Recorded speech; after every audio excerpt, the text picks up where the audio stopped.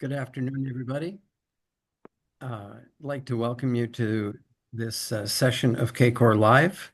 We're welcoming again Dr. Madeline Weld. She's a zoologist and last a physiologist from Louisiana State University. She's been with the Population Institute of Canada for over 30 years. Currently, president has been for many years. She was a board member of Planned Parenthood Ottawa in the late 90s and director of the Canadian Humanist Publications for about 10 years through the 2010s, and was an editor of the quarterly magazine Humanist Perspectives. She's retired from Health Canada and has great interest in a proposal called the Century Initiative, which she is going to explain to us in detail today. Over to you, Madeline. Oh, thank you. Thank you very much, Dave. So my subject is the Century Initiative, and I'm calling it a cartel to advance the growth in interests of the growth uh, beneficiaries. We'll see. I think a lot of people already agree with me. Maybe everybody will by the end of this presentation. So what is the Century Initiative?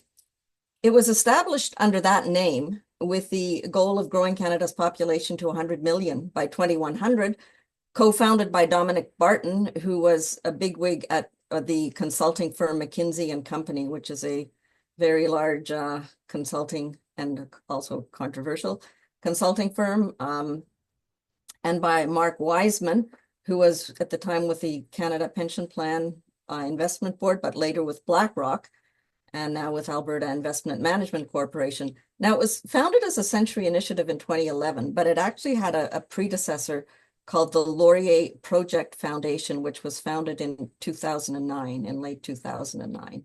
So Barton and Wiseman founded it. And so why does the Century Initiative want 100 million Canadians by 2100?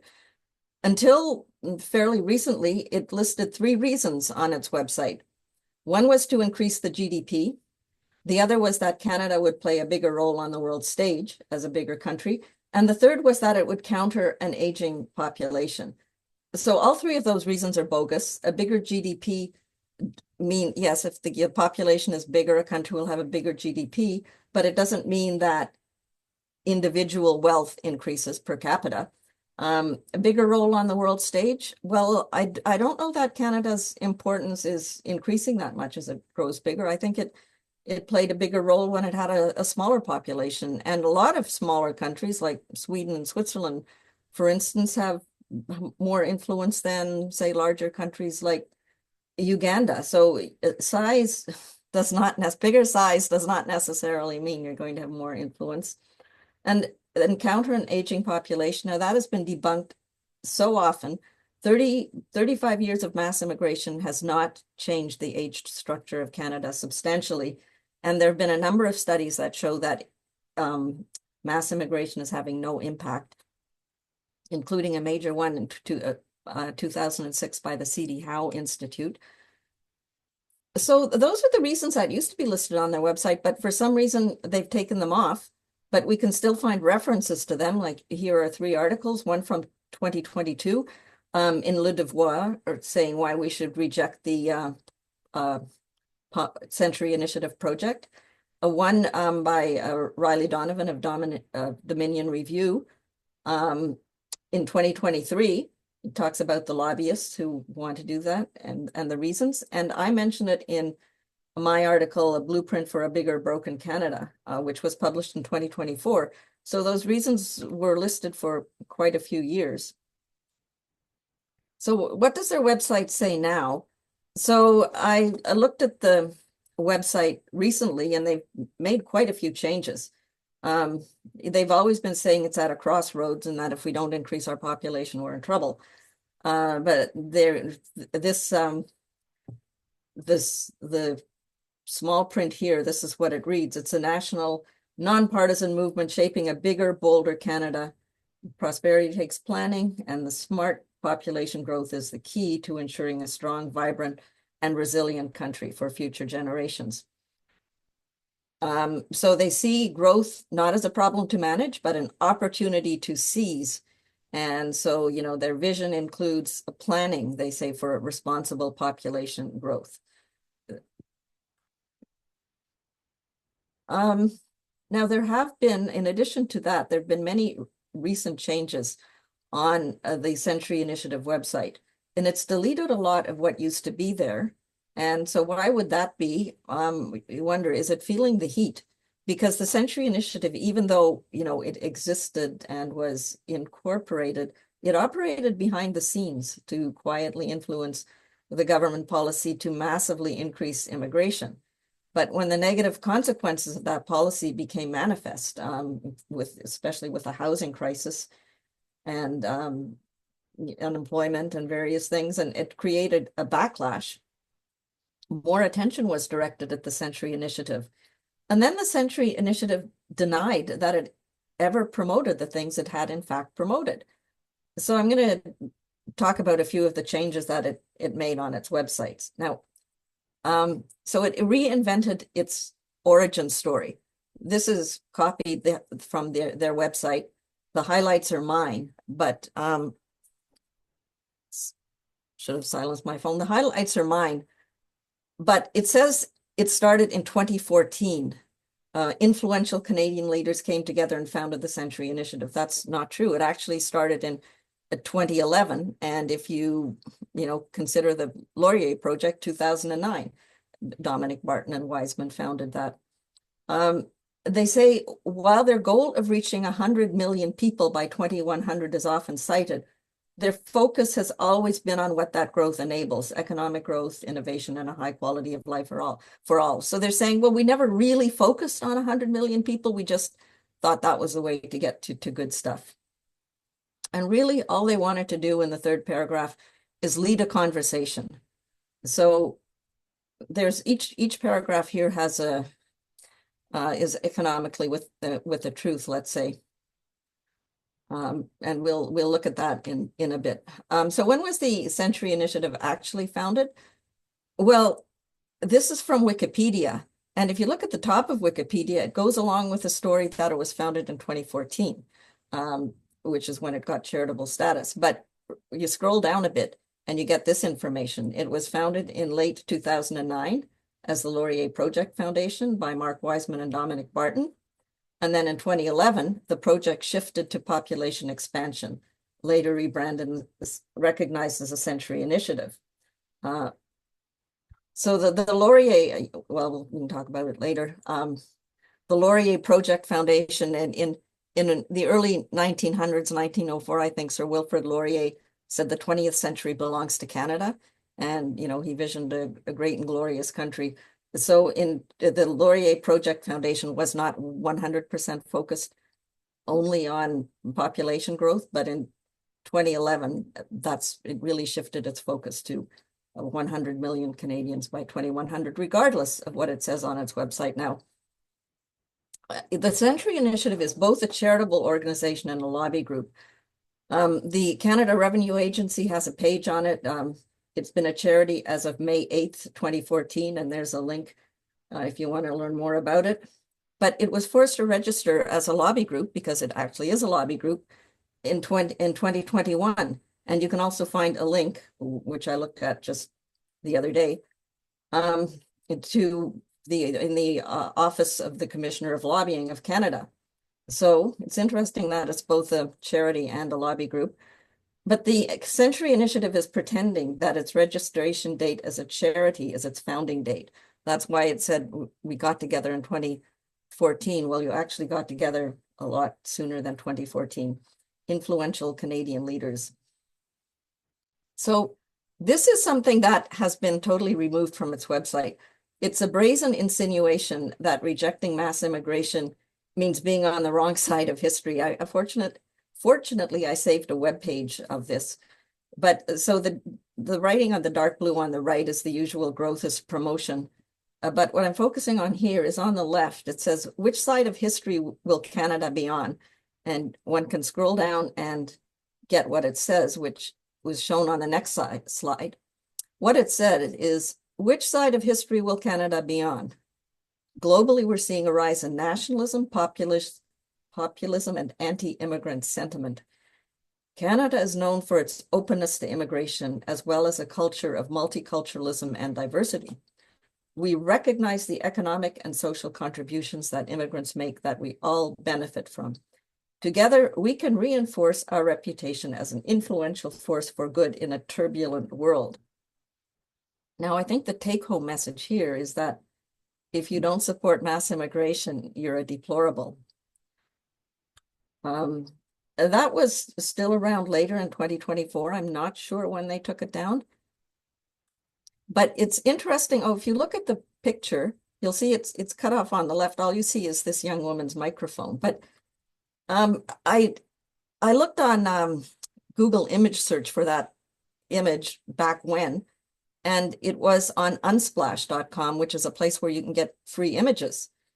I can't find it on Unsplash anymore, but this picture has been used starting from about 4 years ago by dozens of social justice, anti-racism, climate justice, and church and such groups. And you can see on this somebody to her right is holding a sign. And what that sign says, if you are neutral in situations of injustice, you have chosen the side of the oppressor. So it seems to me that the Century Initiative is aligning itself with social justice causes by presenting its objective of mass immigration as being on the right side of history. And if you're not, you're, anti-immigrant and such.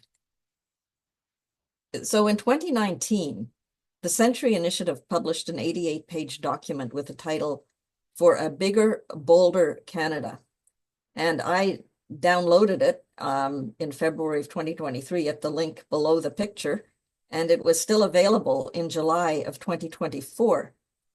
So the document called for Canada's big cities to be turned into mega regions.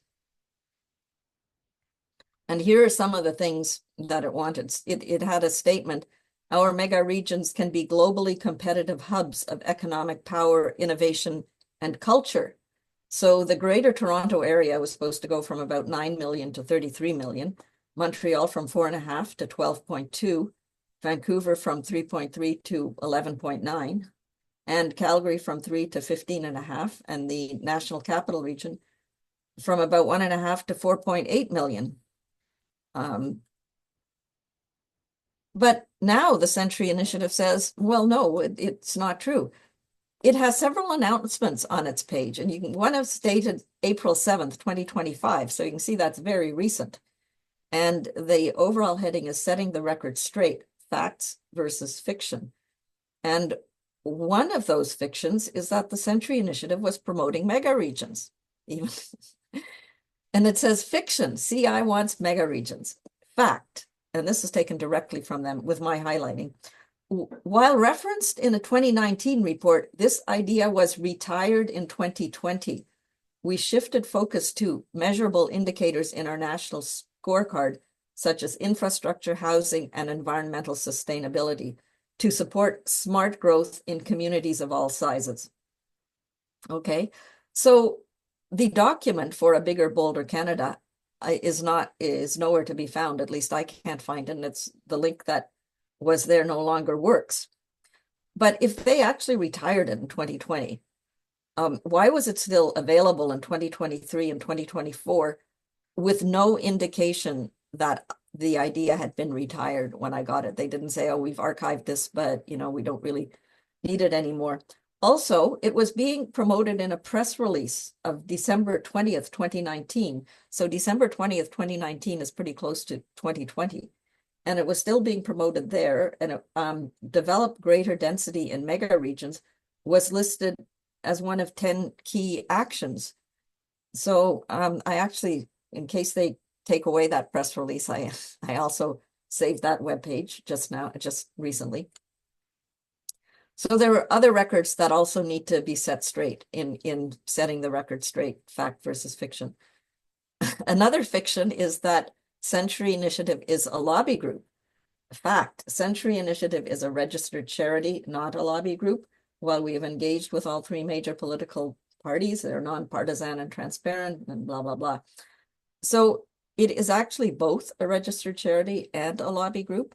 And it's, that's just a flat out denial of what I see on the internet, where you can see it registered as a lobby group.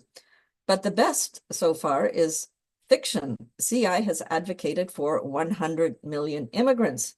Fact, our 100 million population refers to Canada's total population by 2100, not immigration numbers. It's meant to spark national conversations about smart, responsible growth. It is not a policy target. Get that? Not a policy target. So they want bold, forward-looking goals to reflect the scale of opportunity. It needs ambition to thrive in a changing world. So, and it says it just wants to start a conversation. And you saw that earlier. It said it just wanted to start a conversation. It has another announcement dated April 4th. The previous one was April 7th. And this one is setting the record straight, who we are, what we are about. The other was fact versus fiction, right? Now it's setting us straight on who they are and what they're about. So among the things they've helped advance, so there are a bunch of things, but at the end, it's a national conversation about the importance of smart, responsible growth. So essentially, they're saying they just want a conversation about growth. They weren't really promoting 100 million Canadians by 2100. And nothing says sparking a conversation about smart, responsible growth more than telling people not to talk about immigration, which is what is promoting growth. So here's an article from 2019. So this was in April, and the election, had to be an election that year because Trudeau was first elected in 2015. And so in April, political leaders corporate Canada is telling political leaders to avoid inflaming the immigration debate. And Goldie Hyder, who is the chair of the Business Council of Canada, or the president and CEO of the Business Council of Canada, and a board member of the Century Initiative, told the media and politicians, we're 10 years away from a true demographic pressure point. What I've said to the leaders of the political parties on this issue is, please, please do all you can to resist making this election about immigration. That's as bluntly as I can say it to them. And he says you need to be cognizant of the social concerns that people have, a lot of which are caused by immigration, but, just avoid talking about immigration. So that's the kind of conversation the Century Initiative wants to spark. And there's more of, we never said that sort of thing. In 2023, two people, Anne Meigs and Pierre Fortin, published an article called "Are We Heading for 100 Million Canadians?" in the summer-fall issue of a magazine called Inroads. Meigs and Fortin were critical of the Central Initiative in immigration policy and had a lot of very sensible arguments, and we know what they are. So Meigs is a retired immigration ministry person, a Quebec immigration ministry, and Fortin is a retired professor of the University of Quebec at Montreal and a fellow of the Royal Society. So not long thereafter, Lisa Lalonde, this CEO of Century Initiative, responded with a letter that was received by Inroads on June 13th, 2023. And all of this is available. You can see at the links below. They still work. So Lalonde said, these are some excerpts of her letter. She says it's an untrue statement that unplanned massive temporary immigration is consistent with the goal of the Century Initiative. It advocates for responsible planned growth, and it was based on permanent migration. We never advocated for massive temporary immigration. And she asked them to correct the incorrect statement that they advocate for massive temporary immigration, which is simply untrue. So Meigs and Fortin posted a very long rejoinder full of tables and graphs and stuff. But among the things they said, they pointed out that in days of yore, the people who wanted to come to Canada had to apply from outside the country. Whereas today, people are arriving from other countries on temporary visas and permits or as asylum seekers, and they apply from inside the country. And they say this is a deliberate policy of the federal government. It seems to have been put in place to hasten the permanent immigration objectives. And they point out that unlike permanent immigrants, permanent residents, there's no upper bound on the number of people who were accepted each year as non-permanent residents. And Canadians got to feel that in 2023 and 2024, especially when well over 1 million people arrived in each of those years and exacerbated what was already a housing crisis and things. So one wonders, when Lisa Lalonde wrote her letter to Inroads in 2023, had she looked at the Century Initiative's 2022 annual report? Because on page 4 of that 11-page annual report, there's a heading, Achieving Record Level Immigration Targets. Now, remember, the Century Initiative is now saying we don't set target, we just want to start a conversation, and, we're not really setting these targets. And this is from their document. In 2021, the federal government satisfied Century Initiative's long-standing calls for more ambitious immigration targets and for new pathways to permanent residency for essential workers and international students. So both those essential workers and international students fall in the temporary category, which Lisa Lalonde said in her letter, they weren't really promoting that. They were only looking at permanent residents. And the Century Initiative was also happy to see that they would lift the work permits on international students and automate some study permit renewal processes. So students had been, in order to, prove that they were students, or they were supposed to limit their working to 20 hours a week, but then they removed that cap because a lot of students really weren't. I mean, they were, coming over possibly for other reasons. And then to make Canada, removing the cap makes Canada a more attractive destination. So they're talking about making Canada an attractive destination for non-permanent residents here in their annual report. And yet Lisa Lalonde says, no, we only talk about permanent residents. So this is more from that page 4 of the annual report. Our efforts have yielded significant results. In 2022, Canada's population grew by more than 1 million people, setting a new record. For the first time, Century Initiative has assessed that Canada is on track to achieve the goal of 100 million Canadians by 2100. But remember, it's a fiction that that Century Initiative really has that goal.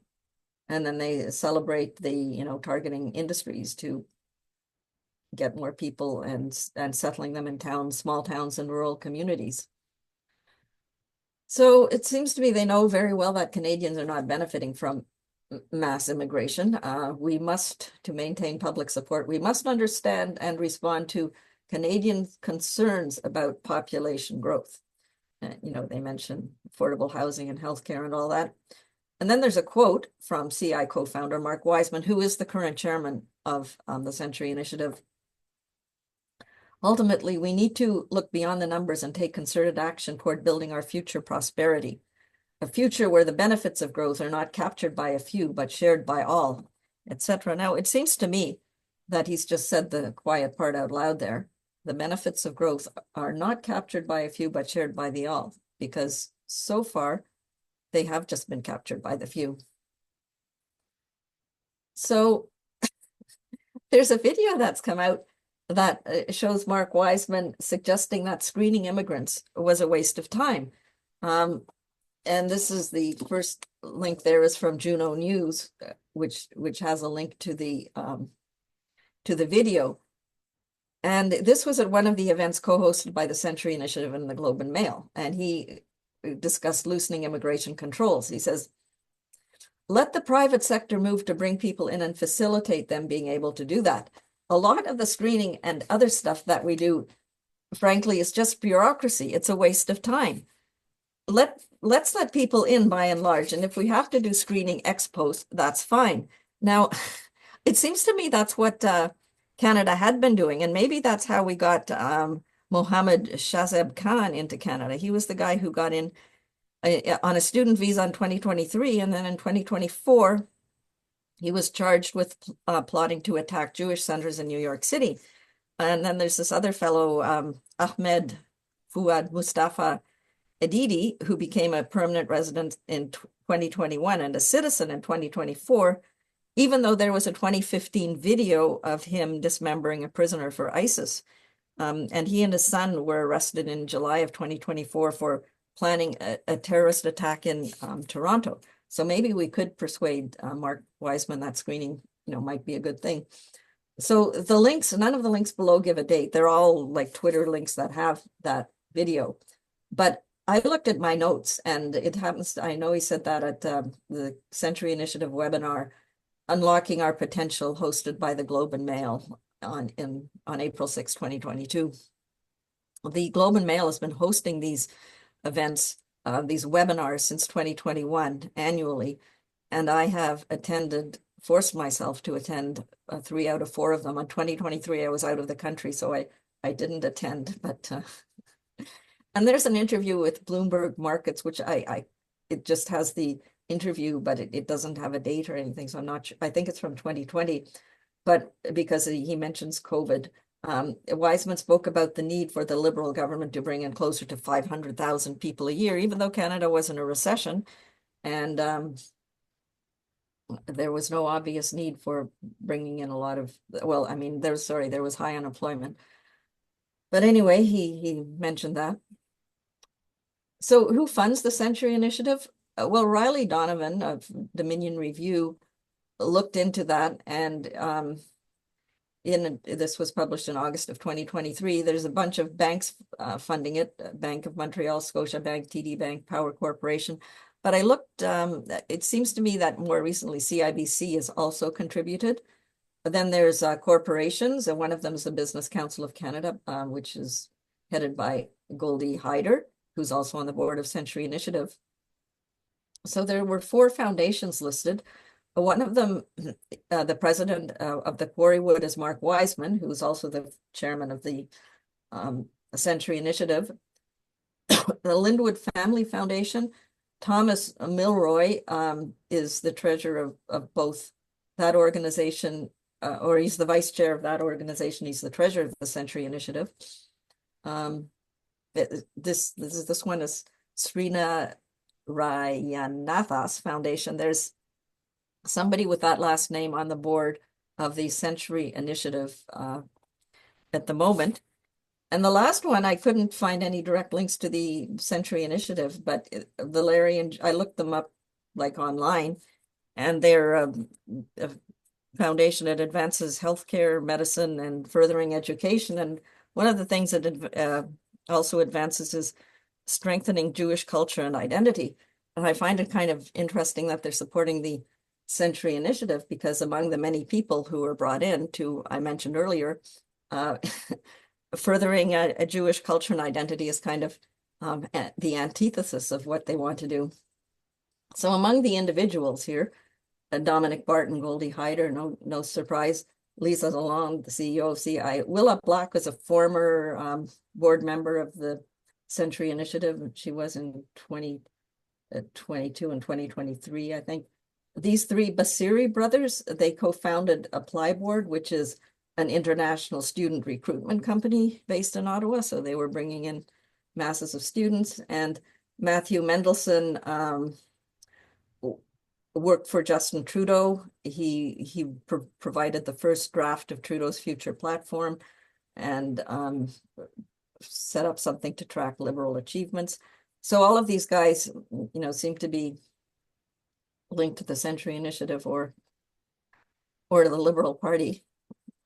So did the Century Initiative indirectly run the Immigration Department? That's the Immigration, Refugees, and Citizenship Canada via McKinsey. Now recall, McKinsey is the consulting firm that Dominic Barton, the co-founder of Century Initiative, was involved with for 33 years.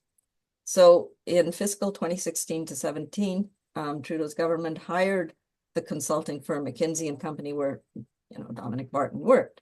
Its first contract with Immigration, Refugees, and Citizenship Canada was in August of 2018. At IRCC, its job was to develop and implement various strategies for transformation. Its targets and stated justification follow similar conclusions to the 2016 report of the Advisory Council on Economic Growth, which was chaired by McKinsey's then global head, Dominic Barton. So we'll just look at a little chronology here. So in October 2015, Trudeau is elected as Prime Minister. Shortly thereafter, he says Canada is the first post-national country with no core identity. In December, a couple of months later, the Finance Minister, Bill Morneau, announces the creation of the Advisory Council on Economic Growth. Well, guess what they want? In February 2016, Morneau announces that it'll be headed by Dominic Barton. And look at that, McKinsey and Company provide pro bono research for the council. In March of 2016, the rest of the council members are announced, and they include Mark Wiseman, the other co-founder of the Century Initiative. In October of that year, the council produces its first report and recommends a 50% increase in immigration targets to 450,000 annually. It produced two other reports and then seemed to disappear. They all promoted the same targets. So the next year, Immigration Minister of the time, Ahmed Hussein, announces targets for the next 3 years of 300,000 to 340,000. And I remember reading that, the Advisory Council thought they should be higher. So in 2018, Dominic Barton leaves McKinsey and Company after 33 years. He was a bigwig, way high up in the company. In August, so 1 month later, McKinsey, the company that Dominic Barton just left, gets its first contract with Immigration, Citizenship, and Refugees Canada. And IRCC pays McKinsey $24.5 million to develop and implement various strategies for transformation. And coincidentally, perhaps, transformation was also a theme at the World Economic Forum Davos meeting in January of 2023. In September of 2019, Trudeau sends Barton as ambassador to China. And in November of 2022, Immigration Minister Sean Fraser announces targets of 465,000 to 500,000 immigrants for 2023 to 2025. Seems to be pretty much in line with what the Century Initiative wanted. So it has been suggested that the relationship between the Liberal government and McKinsey and Company is a bit too cozy.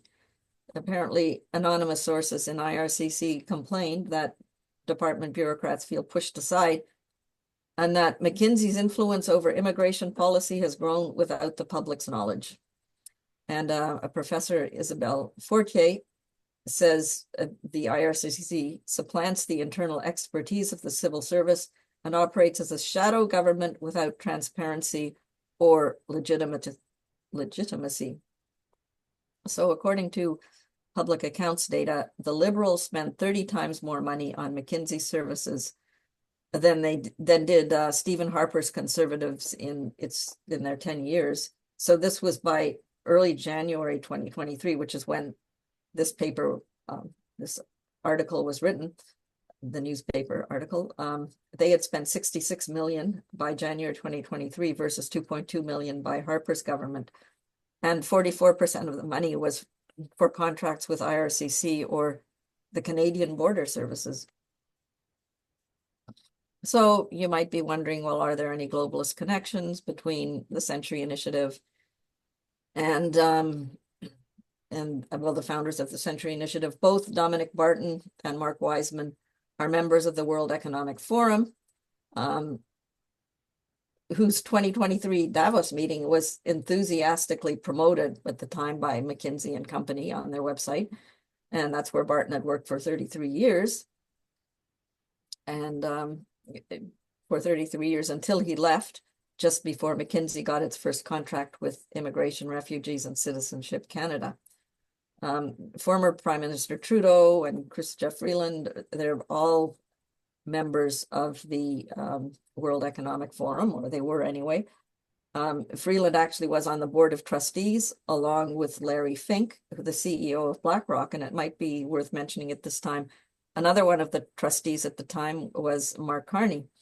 And it was Dominic Barton who in January 2016, so remember Trudeau was only elected in October 2015 first, And Dominic Barton in January 2016 personally introduced Justin Trudeau as the newly elected Prime Minister of Canada to the Davos in crowd at the World Economic Forum's annual meeting. There's a picture, I think it's in that article of Trudeau and Barton giving each other bear hugs. I don't know if it's from that meeting, but they seem to be good buddies. So this is just to show you that the bios of Dominic Barton and Mark Wiseman are still available, as of a few days ago anyway, on the World Economic Forum website. And I just cut off the bios there.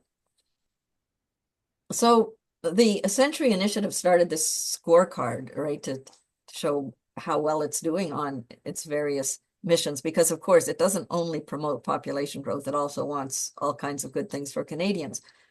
But you can see that pretty much everything on its scorecard is going in the wrong direction. So life expectancy is falling for second year in a row. Infrastructure is under stress and it's not getting enough investment, not getting better. Housing affordability is actually terrible. Canada isn't meeting its climate change performance, which is not as surprising since Canada is per capita a very high greenhouse gas emitter, and we're bringing them in from low emitting countries. So early stage entrepreneurship declined. Business spending on R&D remains low. It's improved maybe in some areas of innovation, but lags behind many advanced economy. Productivity has declined. Could that be related to the cheap labor the government is importing? The GDP per capita is behind many peer countries, and its household debt is increasing. But yay, it keeps meeting its growth targets, which is pretty much the only thing that Canada is excelling at, meeting and exceeding the Century Initiative's growth targets. And it also leads, according to the CI scorecard, in global freedom. Well, some of the competitors aren't so great, but wait until the successor of Bill C-63 kicks in, which I'm sure that's the Online Harms Act. And then, it has airy-fairy things like it's got a strong global reputation, is perceived in a positive way internationally. Okay, so this is on their scorecard, but it's pretty much meaningless, right? And, I don't think Canada's reputation is improving internationally. In fact, someone from a developing country said that his relatives no longer see Canada as a desirable destination.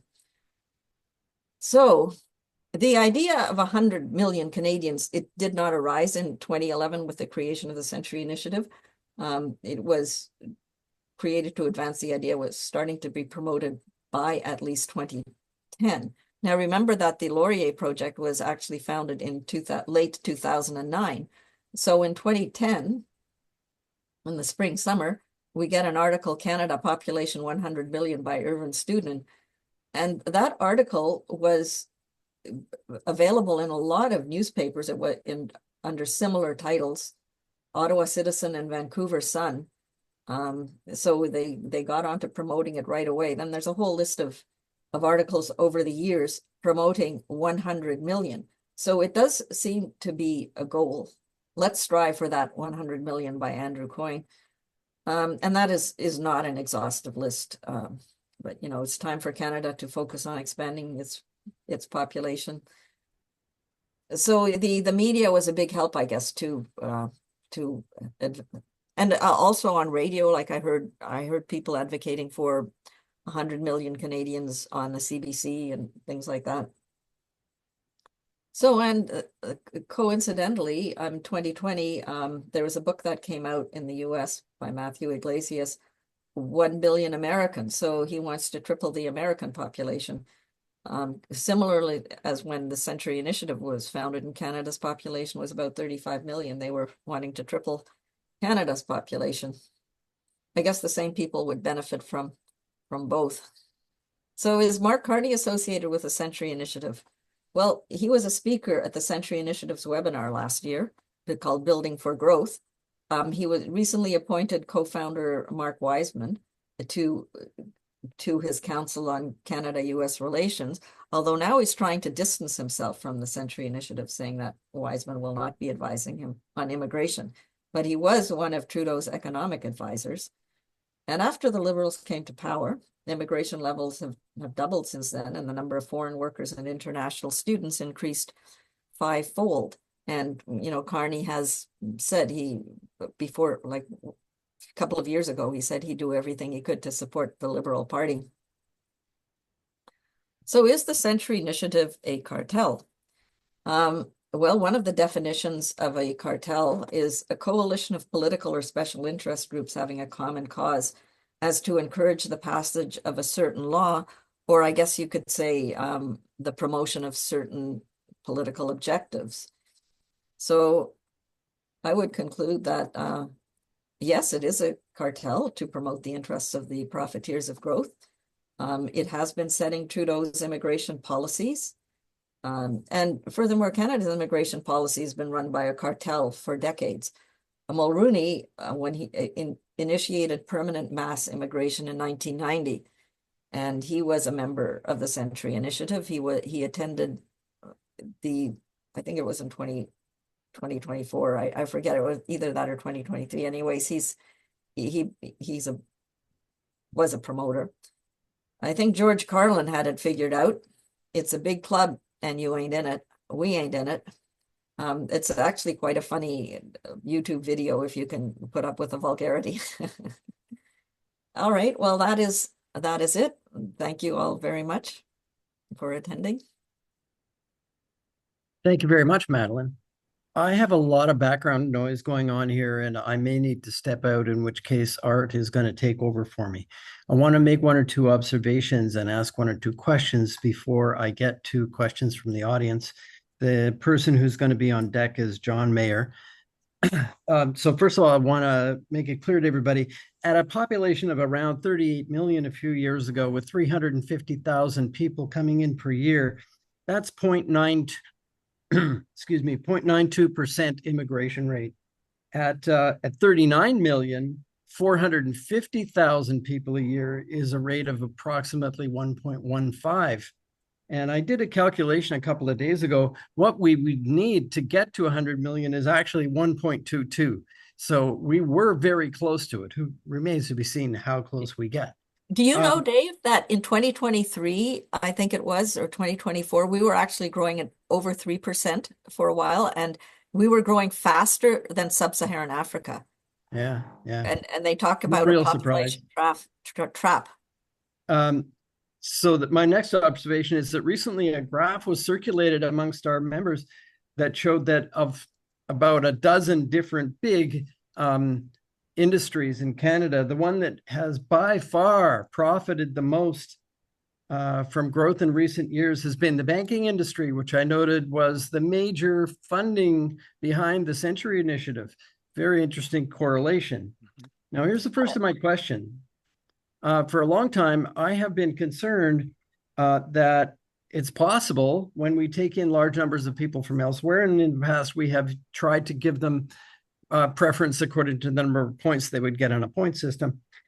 Are we not sucking away the best and brightest from countries that need those citizens? Yeah, it's called headhunting. I think it's shameful. In fact, I remember in the 1990s, I was a speaker and I attended this, anyway, it was a thing. And that one of the speakers was a guy from Ghana who came from a polygamous family, and he was selected as the one to be educated, right? The bright one. And so his family put resources into his education. The Ghana government put resources into his education and this sort of thing. And then here he was in Canada. I'm not sure why, but everybody thought it was great. And I'm thinking, well, wait a minute. Ghana just spent a whole bunch of money on this guy, and he'd be much more useful in Ghana than he would in Canada. But yeah, I think it's a disgrace. But we do it, and we pretend it's the right and moral thing to do. Like, recall that thing, the young woman at the demonstration that the Century Initiative said, "What side of history are you going to be on, or will Canada be on?" Well, it's very interesting that you said it's the right and moral thing, because as you were speaking, it occurred to me, what we're doing is quite immoral. Well, it occurs to me too. Yeah, absolutely. It is immoral. The whole thing is immoral. I mean, this mass immigration, which is impoverishing Canadians. I just happened to hear something this morning on the radio about Nova Scotia and how houses there are becoming completely unaffordable as people flee the big cities, but the old stock Canadians, they flee the big cities, they go to smaller places, they drive up the prices there and make things unaffordable there. And Halifax is supposed, you wouldn't think of it as an affordable place, but all of these little places are like Orillia, Ontario, Barrie, Ontario, they're growing very rapidly, not necessarily because the people want it there. I remember a few years ago, there was a big fuss about Manotick, that there was a push for development there, and the Manotickers didn't particularly want it. So it is being pushed on us. And the whole list of things that are going wrong, that are getting worse. The only thing that target's being met is the growth target. And they'll say, oh, but what we need to work on is housing, and we need to work on this and work on that. Well, a good way to work on it would not be bringing in huge numbers of people. Well, that's a very good link to my second and last question, then you'll be up, John. So here's the question. Isn't it fair to say that there's a direct causal correlation between growth and every problem that humanity faces? Absolutely, 100%. Have you heard of Al Bartlett's challenge? He was a mathematician, a retired professor from University of Colorado, and he said, can you name any problem that in any way is improved from the microscopic to the big by more people? And nobody has come up with something that really gets better when you add more people. Like infrastructure, in Ottawa, I'm sure a lot of you have seen it deteriorate. Everywhere you look in Ottawa, there's excuse me, a construction crane. It's, the city. My sister had not been to Ottawa for several years, and she was over for Christmas. And she said, she commented on how Ottawa is becoming uglier. And I said, yes, it is. Oh, I agree entirely. Also, with the intensification that's been going on, our streets are beginning to fall apart. They certainly are. There's some beauteous potholes that I've, encountered. Yeah. Okay, great. Thank you. So over to John, and on deck, I've got Peter McKinnon.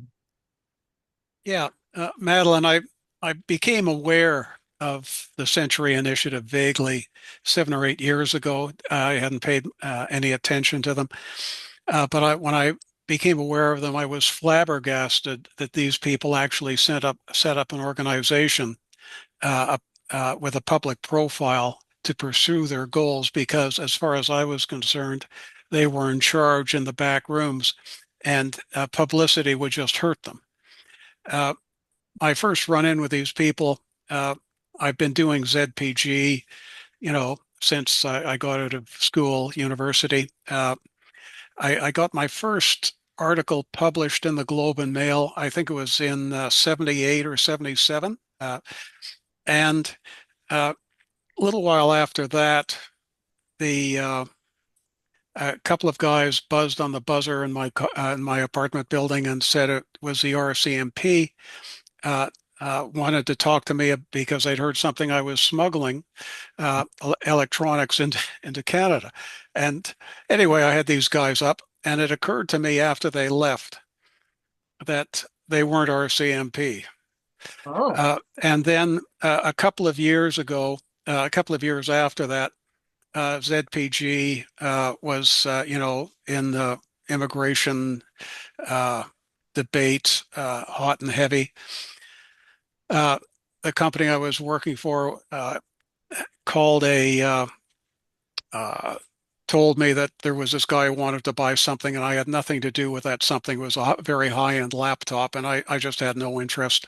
But calls and calls, and so finally, John, please go and see this guy. They only want you to bring it to them. So I took this laptop. It was about $4,000 at the time in say 1980. It was a lot of money, and it turned out to be one of the biggest developers in the country. And so I went in to meet him, and I showed him the laptop, and he started talking about all these things. and all the problems in Canada. Don't you think there's going to be a revolution? What was I doing working for this company that I was in? My name had come up, but maybe I could be working at a much higher level at another company. And my name had come up. Why didn't I think about something like that? And I finally said, look, I've got to go. Here's the machine.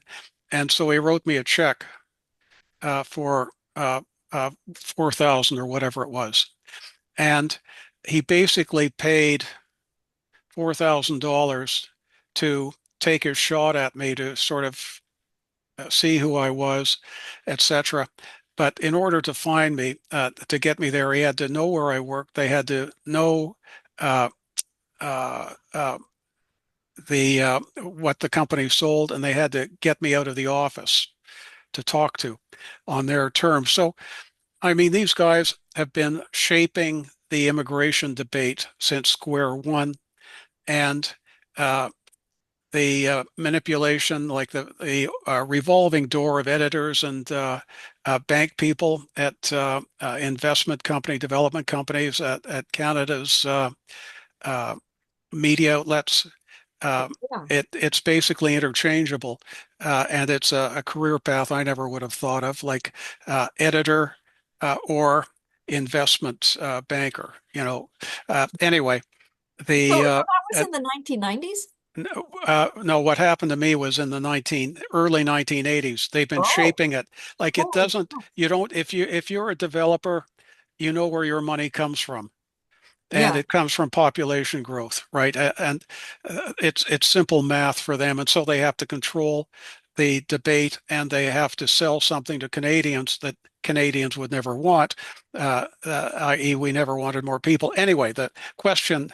This is a long way of making the point, but uh, they created, for whatever reason, Century Initiative and gave themselves profile. To me, that's suicidal.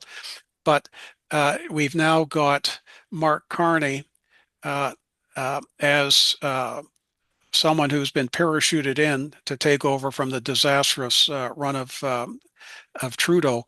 But Yeah.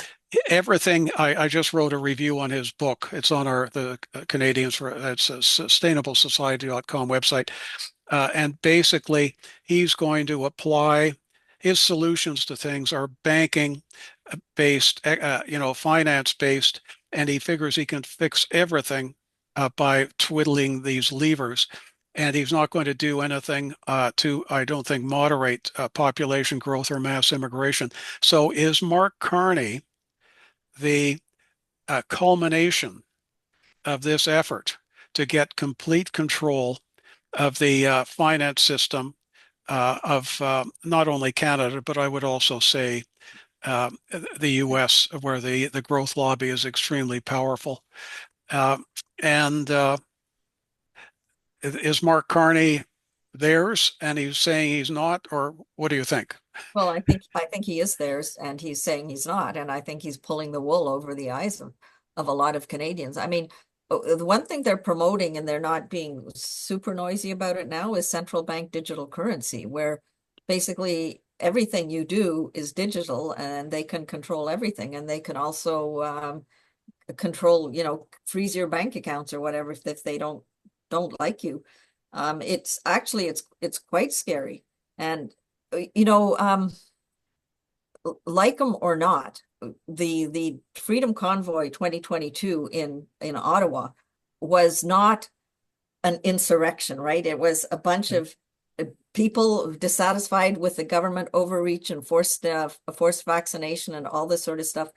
The people, because I went to several of the demonstrations, and people brought their kids. There were truckers with their families, with bouncy castles. There was street hockey. There was a perma party basically at the intersection of Rideau Street and Sussex. And Mark Carney wrote an article in the either the Globe and Mail or the National Post. I have it. It was very scary. He said, this is sedition. And he said, they should be cracked down. Anybody who supports them should be punished the full force of the law. And it's like, holy cats. And these guys did get their people who supported them did get their bank accounts frozen. And I remember Chris Freeland talking about the tools, and they actually intend to extend some of these tools beyond the Emergencies Act. And I'm like, what the heck? I thought it was Yeah. very scary that she's talking about shutting down people's bank accounts for supporting something, which was a legal demonstration. And a judge, Richard Mosley, ruled that, the government was wrong to invoke the Emergencies Act. I mean, government can control everything. That's scary. Well, I think to me, it's about who controls the government. And Bernie Sanders is on about the $50 trillion. It's been shifted from most people, the pockets of most people, to the 1/10 or whatever, 1%. Mhm. And one of the key drivers of that, one of the key structures is growth and asset inflation. And that's the same in Canada. Dave mentioned the banks and their profits. On the other side of that, is the profits that developers turned by asset inflation. So anyway, Oh, uh, yeah. we'll see. But thanks. I've taken up enough time, and time for Peter. Great, thank you. Okay, we will go to Peter. Paul Beckwith was going to be next. I think he may have dropped out, in which case I'm going to ask this question for you. Thanks, David. Madeline, excellent presentation. You enlightened me a lot about this organization. I've known about them, but I've never knew any details as you presented. So thank you for that. I have a comment or question, I guess, and it's a name you didn't mention and a very high profile name, and that's Brian Mulroney. Oh, Brian yeah. Mulroney, as you may recall, was advocating 100 million population by 2100 a few years ago. I haven't heard him say anything about it since, but I haven't been monitoring him. Well, Has he been hoodwinked into this, or is he well, part of the team? he passed on. No, he's definitely part of the team. I did mention he was a speaker actually, or was interviewed either in 2024 or 2023. He died not so long ago. Right, yes. But yeah, he was he's the one under his watch, his immigration minister, Barbara McDougall, promoted permanently increasing immigration to 250,000. In the last year of Pierre Trudeau's reign or whatever, prime ministership, Canada only took in about 87,000 immigrants that year because, economic conditions weren't considered great and such. And Barbara McDougall wanted to bring in 250,000 every year, regardless of economic conditions. And the finance minister at the time, Michael Wilson, was against it. And I guess they had a bit of a cabinet dispute, and Barbara McDougall won. And Brian Mulroney, of course, pushed it. I'm sure he was benefiting because he was sitting on all kinds of corporate boards, right? And he have the plain brown envelope and Yes. Okay, thank you for that. I also have a question comment. I recall in some years ago, I think it was in the 90s, that Alberta was actively recruiting medical doctors from Africa to come to serve rural Alberta. And you were talking, you and someone in the group was raised this earlier about the raiding these countries from some of their top people, or at least, people who could make a difference in those countries, like doctors of medicine, and especially in Africa. I'm just wondering if you've had any further knowledge of those sorts of activities in trying to recruit from abroad, targeted groups like doctors, well, from, underdeveloped countries for that matter. yeah, the point system basically was looking, they opened immigration to all of the world, right? Then they based it on a point system. So the people who would apply or be accepted, and this was before we basically lost all control of immigration, but they would be among the educated ones. So I see that as a big problem, and plus, a lot of there's others who know more about this than I do, but for instance, people who have graduated from medical schools getting residency, some of the residency positions are occupied by, foreigners. And, I think if Canada trains people, it should try to make sure that they get jobs and everything. So I think that whole recruiting from abroad is just you know, unnecessary. I mean, it's based on a massive growth paradigm, which is not sustainable. But as long as somebody's getting rich in the process, I guess they're happy. Thank you. There was a thing I was looking for. I found some things early this morning. Oh, sorry, I won't take long, but it meant BlackRock, that where co-founder Mark Wiseman was for a long time, he was with other business, and one of the things was real estate, and BlackRock was buying up a lot of real estate and then renting it to Canadians, right? So they're happy to buy the real estate, and so they're making money on it too. Yeah. Yeah, here it says, I don't know if you can still see, I'm sharing, it says the initiative was supported former progressive conservative Prime Minister Brian Mulroney, and influential Liberal Party advisors. This is from WikiWand, but I was looking up the If stuff. you'd So like to if you email that to me, I'll probably be able to put it into the chat. oh, okay, sure. Okay, so Paul Beckwith is in fact not here. He's actually got two questions. This is the first with a comment following. What is your view on population in Canada in 2100? And then his comment is, many young people don't even think we'll reach 2100 with any semblance of order and civilization intact. Well, that's quite possible. You know, I think it's quite ironic that one of the arguments for this mass immigration is Canadians aren't having enough babies.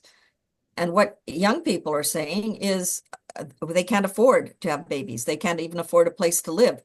How can they afford a baby? And they are putting it off. I have an article about that from a couple of years ago. A big percentage of young couples are delaying having kids because they simply can't afford it.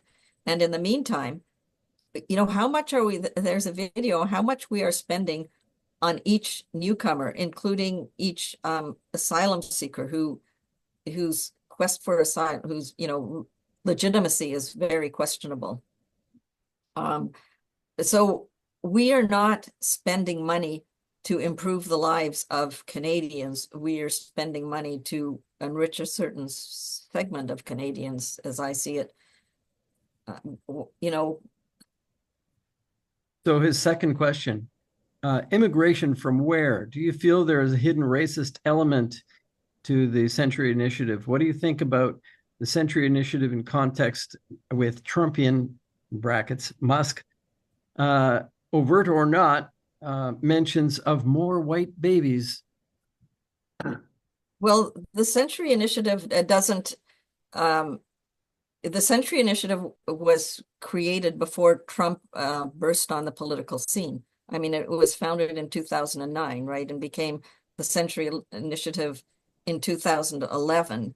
And Trump didn't really get into politics until 2015 or so. I think it's just pro-growth, and they have, in one of the webinars I attended, they had a visible minority woman who, you know, talked about changing she used her married name, which was Western, because she kind of felt she was discriminated against before or something. And they sort of emphasize this whole diversity thing.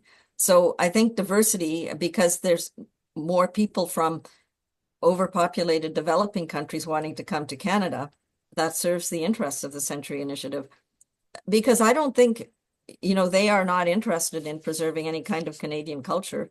They're basically just wanting to turn it into a globalist hub, an economic hub, as far as I can see it, as far as I can tell. So I'm not sure what's the question, whether it's racist or there's a. Did I answer the question?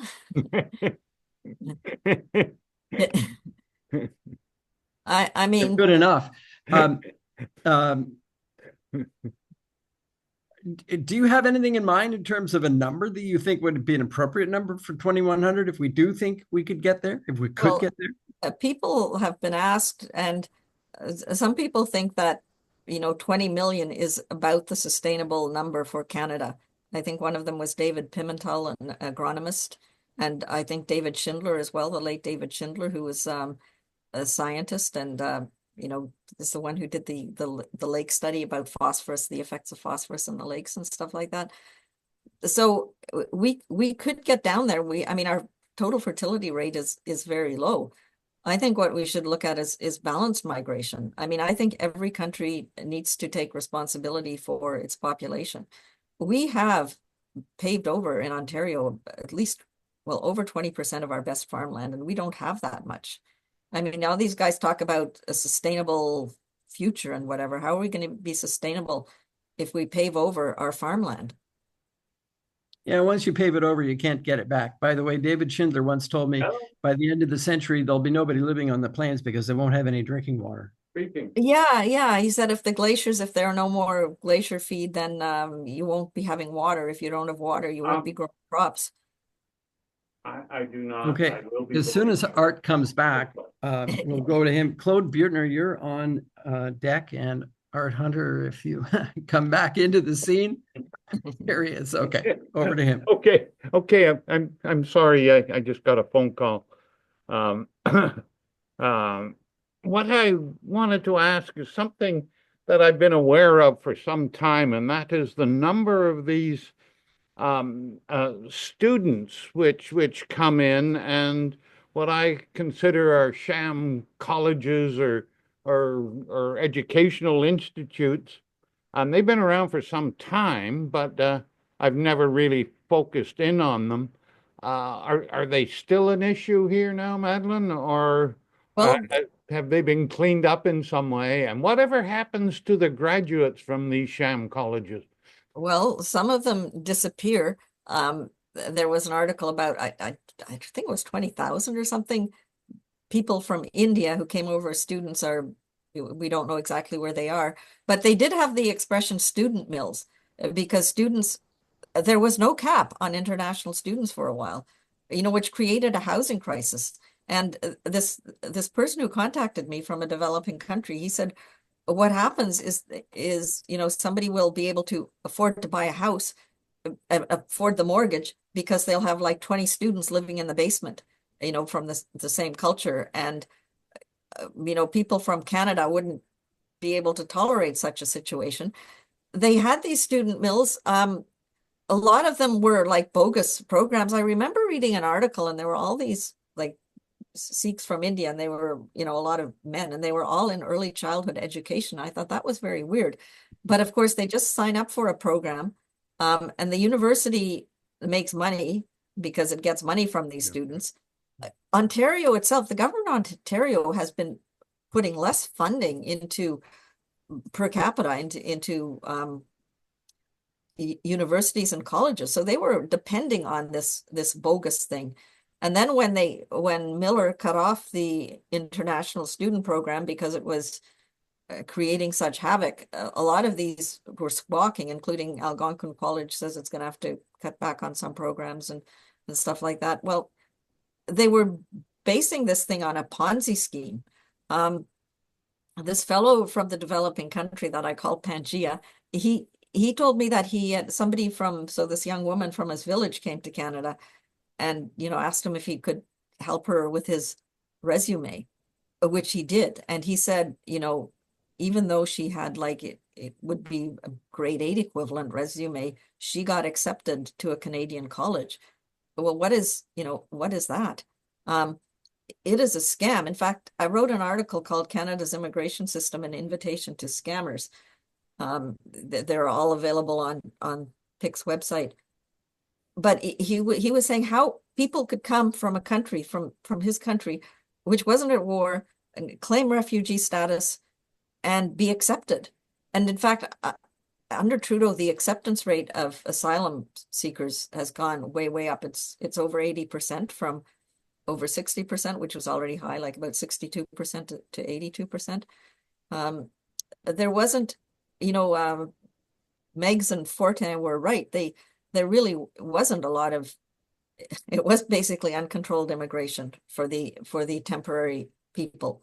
And then a lot of the temporary people could apply for permanent status. And there was a lot of scamming, like somebody from, let's say, a country like India would say, oh, they can't find any Canadian who will do this work. And in one case, it was to be a cook, and it wasn't for any specialized cuisine. It was just just to be a cook for Western food. But he brings in these people, and then they owe a certain amount to the guy who brings them in, work for a while, and then disperse.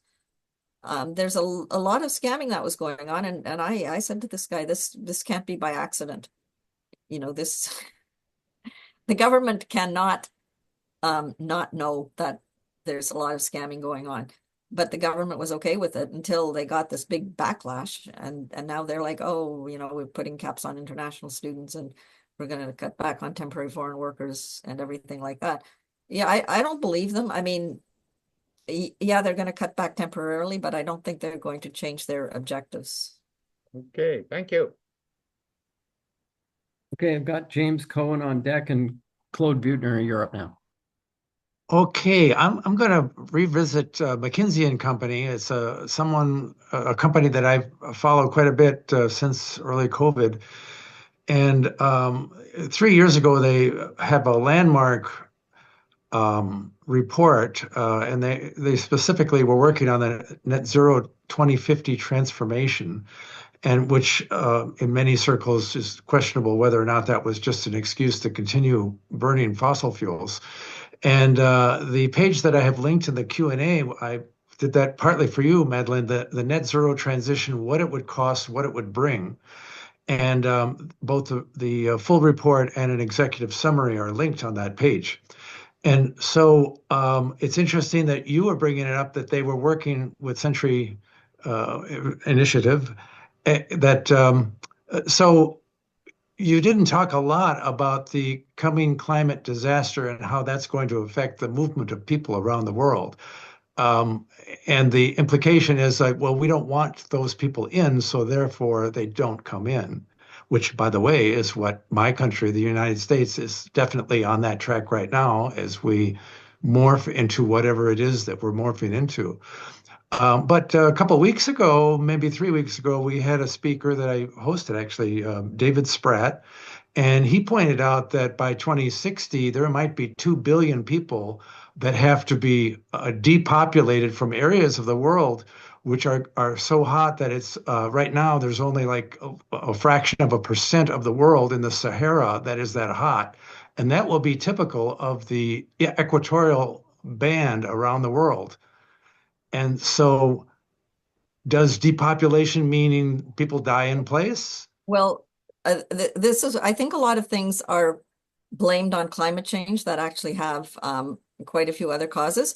For example, when I read some of these things, they don't mention that in some of these places, like the population has increased by a factor of 5 or a factor of 7, because I get these sort of begging letters from, Oxfam or whatever, and they'll say in this country, Sudan or whatever, and you look at the numbers, and the number of people have massively increased.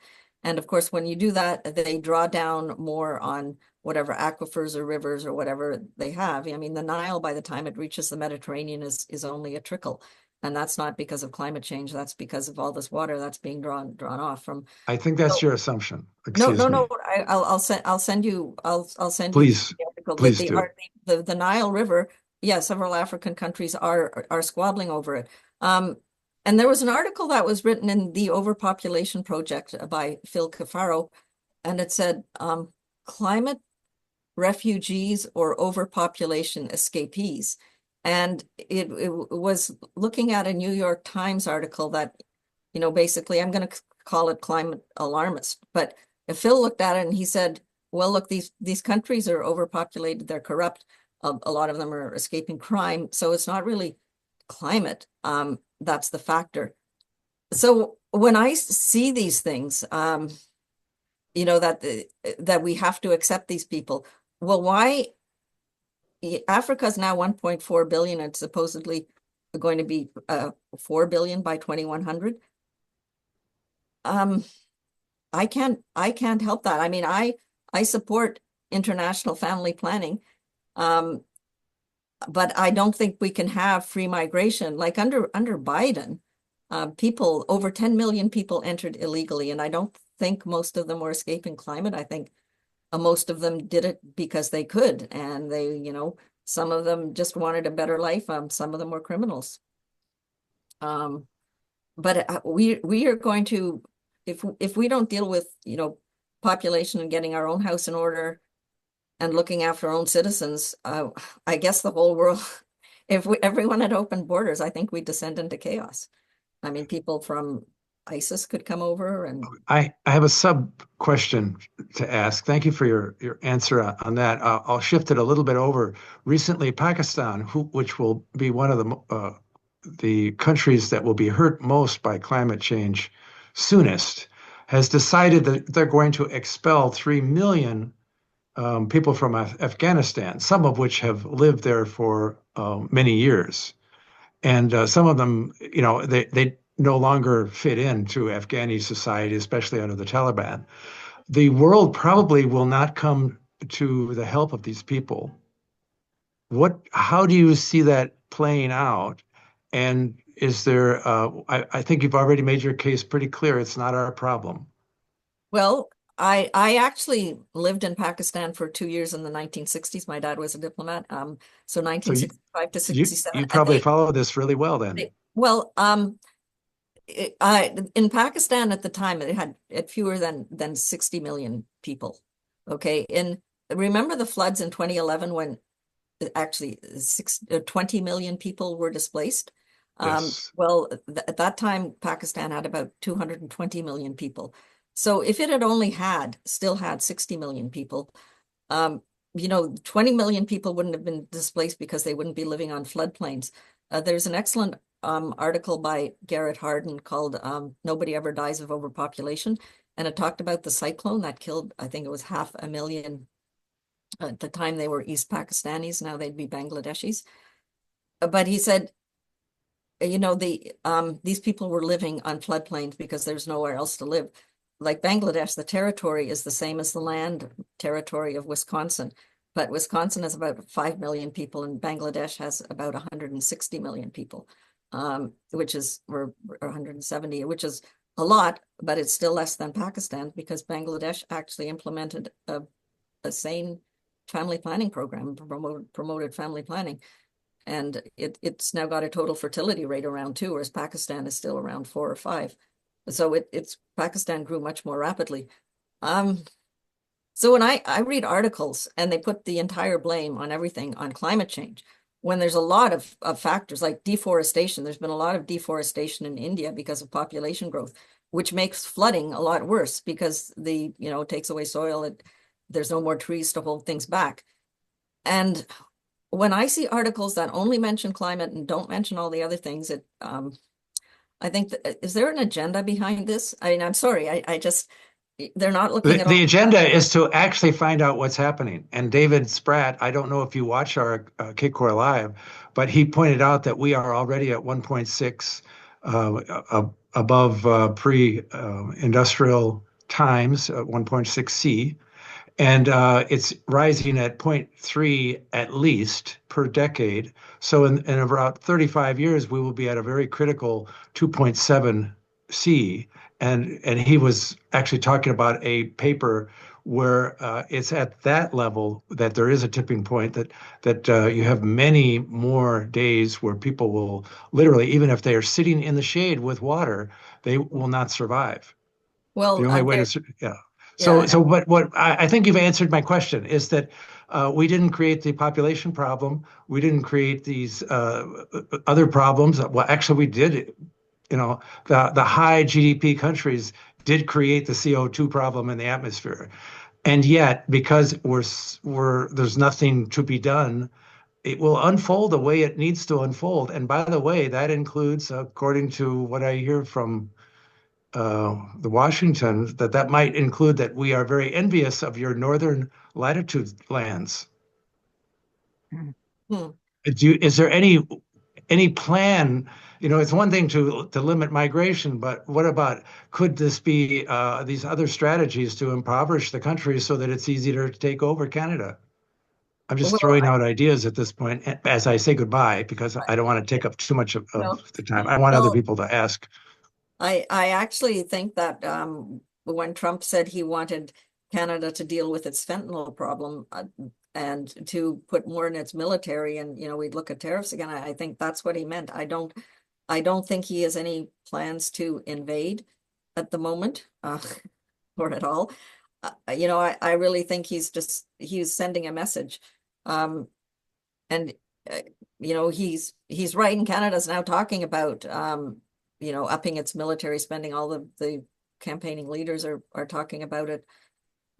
So I think it's more complicated. And again, I mean, all of the focus that you've been talking about is on climate change, but I don't know that the climate has not become warmed as quickly as was predicted by some of those models, but population growth. I don't know what you read. It's Well, not. okay, I am just saying that these people who are leaving, like India at 1.4 billion, back when it was 400 million, the population increases means more water use. The Ganges isn't a cesspool in areas because of climate change. It's simply because of the number of people using it and inadequate sanitation. To my ears, that sounds like denierism. And I'll leave it at that, Madeline. Thank you so much for your speech and your honest answers. And I will move on here and let other people ask their questions. Thank you. Okay, I've got Charlie Hall on deck, and we're going to go to James Cohen. So that's me then. Okay, so Madeline, great presentation. Thank you. Just going back to the Century Initiative for a second, and climate for that matter. It seems to me that pretty much all the immigration, I mean, it's not hard to do when you're living in Canada, but all the immigration coming here is from warmer countries than Canada. I don't think anybody's coming here from Iceland or Norway. And therefore, the carbon footprint, as they call it, of each one of these immigrants actually goes up by something like, I don't know, 3, maybe 4 times, right? Yep. Yeah, that's right. 4 times approximately. So if that's the case, and you're tripling Canada's population, well, 2.5 times at least, right? So you're going from whatever 40 million to 100 million people, and all of the people that you're bringing in have to multiply their carbon footprint by a factor of 4. Yet the exact same people that are behind this program are the ones that are doing like astonishing amounts of insistence of policies that are destructive to our industry based on the concept of carbon-based climate destruction. I just don't see how that tracks. Have you got any insight on that? I actually gave a talk here a few years ago. I forget what it was, but it was the cognitive dissonance, the dissonance of our green whatever, and it was precisely that. It's like, if climate change is your big concern, and Canada is one of the highest, because they're even in Victoria, which I think is the warmest big city in Canada, it has at least 15 days below zero, or cold, really cold days. You can't live in Canada and not heat your home. You can't. And it's got long distances. So per capita, we are among the very highest greenhouse gas emitters.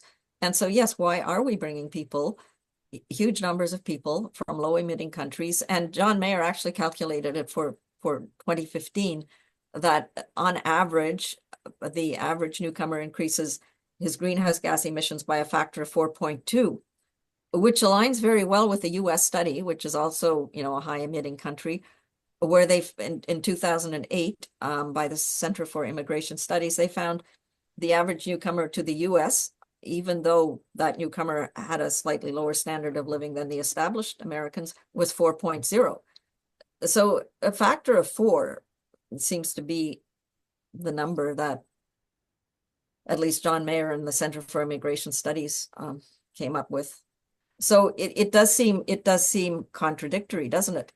And then they'll want farmers. And the other thing is they're, worried about greenhouse gas emissions. They want farmers to fertilize less and this and that, at the same time that they're paving over farmland.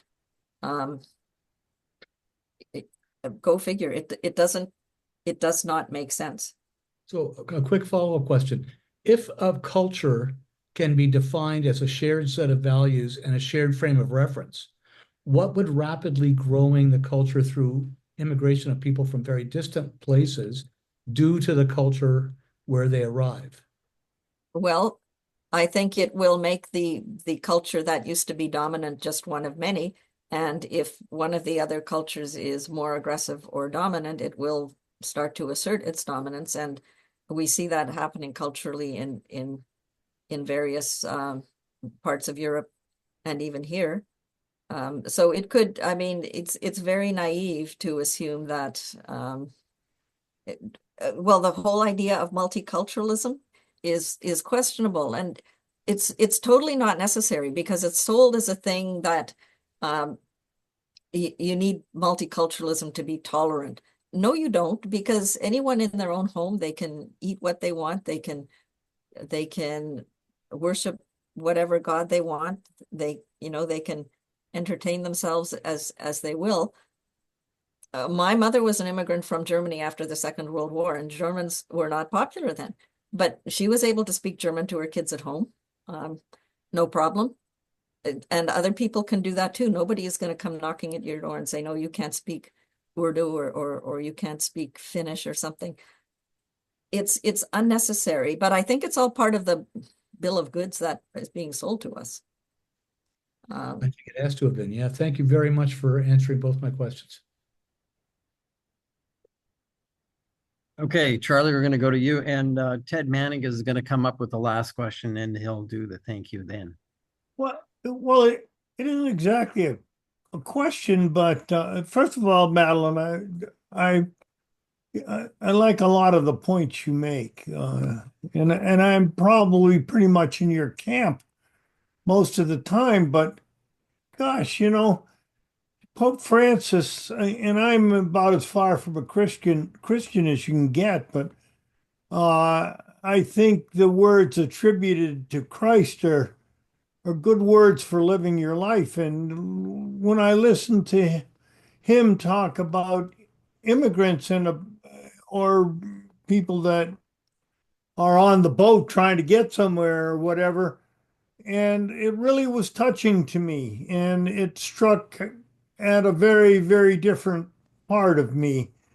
And I think that it would be good for all of us who are basically anti-immigrant, which most of the time I suppose I am, for my country, the U.S., or at least I want a very restricted flow, to listen to what the Pope says.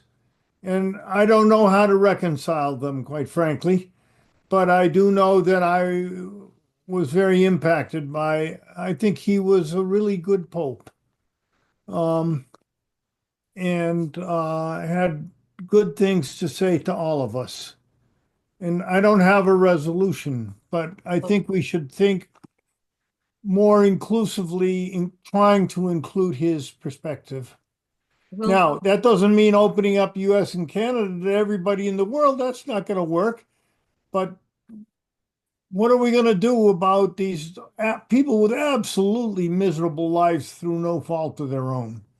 And well, there's an anecdote about some Saint night. I can't remember, who it was or whatever, but it's basically this guy, he saw a beggar, as some kind of a knight, and he cut his cloak in half and shared it with the beggar. And that's great. And then the question is, but what if there had been 100 beggars? Obviously, you couldn't share the cloak. So I think we're in a situation now in the world where, we're in the 100 beggar situation. And, it's the Pope and his predecessors talked about sharing and all this sort of stuff. But no one has done more to impede family planning at the United Nations and elsewhere than the Vatican. Because after the Second World War, when the United Nations was formed and the World Health Organizations, the first director of the World Health Organization was a Canadian by the name of Brock Chisholm, who was very much in favor of promoting family planning and that sort of stuff.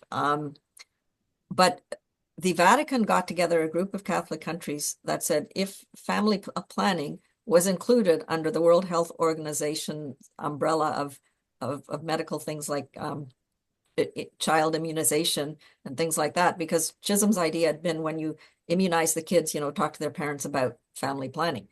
Well, that idea got completely nixed under the pressure of the Vatican. And it's But for there's no relation between the Vatican as the organization in what Pope Francis says, much of which is no. Okay, but I mean, it was previous popes who stopped that. I mean, and even though I'm not arguing in But- favor of previous popes. but I'm yeah, just yeah. saying Well, this he's particular right. one reached me. It is very sad, but it is, suppose we took in half of Pakistan's population. So we take There's over. no hope. The most important thing is what you've said. We need to support family planning in the rest of the world as best we can. Yeah. That's the most Christian thing, in my opinion. And I think we should make a lot more noise about that. Well, I do too. I mean, I have been making noise about it, but it's been sort of, even feminist groups. I mean, I don't know if it's because they've become more Marxist, but they'll sort of condemn it as, racist or whatever. I mean, I think we just have to come to our senses that there are limits to growth, as Well, I believe that. or not a new theme for CACOR or the Club of Rome, but there are limits, and if we don't smarten up, we might encounter them in a not so pleasant way. I don't know if there's any hopium that can be offered, but